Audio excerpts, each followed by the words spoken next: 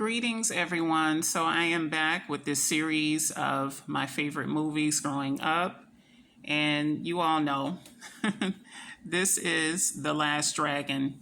So, this was definitely one of my faves. This movie, it starred Tamac, this young man that we see right here. He portrayed the role as Leroy Green. And this beautiful woman here portrayed the role of Laura Charles. She was known to the world as she was a singer and actress by the name of Vanity, which she denounced because she later on in life gave her life to the Lord. So she ended up having a success story in the midst of, a lot of tragedy that she did suffer early on in her teen life and early on career when she first got started. So I'll tell you guys a little bit about that later on. But this movie, it was definitely one of my faves. And as I mentioned in the other two videos, my sister and I, we watched this movie over and over and over again.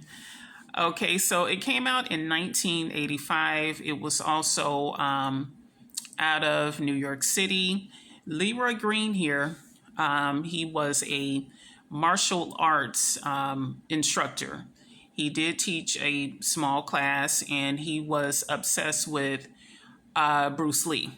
And he wanted to become like a master instructor or what have you. And he was told that in order to become that, he would get this glow. So that would, let him know that he was, the master of his craft.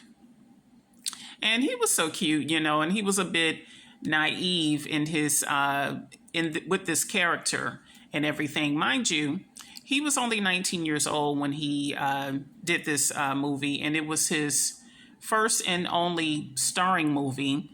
Later on, he did make, cameo appearances for television and different things of that nature. Now, I wish the guy that portrayed Sho'nuff was in this, in this picture here. I wanted to say something else, poster.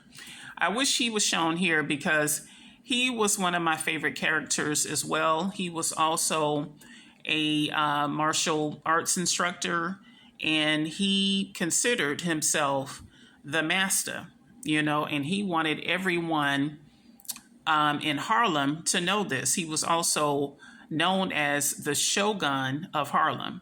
So he was the business, and he felt that everyone should know that. And he did not get the praises of Mr. Leroy Green, and that infuriated him. So he bullied him a lot. And Leroy was a gentleman. He didn't take on the craft to just fight and be the man. He took it on for more, spiritual purposes, more of a meaning to do good in the world, right? So in the midst of all of that,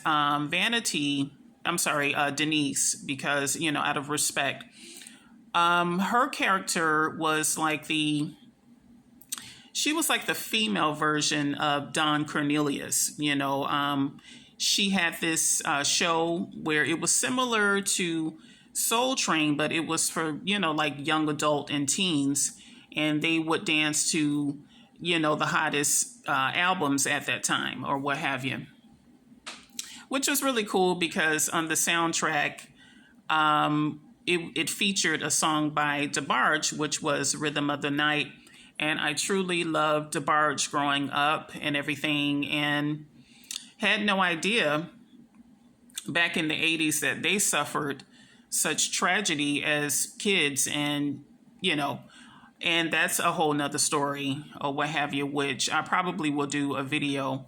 But I'm pretty sure if a lot of you are Gen Xers, the real story behind the, DeBarge family. Anyhow. So this movie was really good. There was another villain in the movie by the name of Eddie Arcadian. He just thought he was the man that ran New York City. or what have you. And he had this girlfriend who considered herself, she considered herself an artist.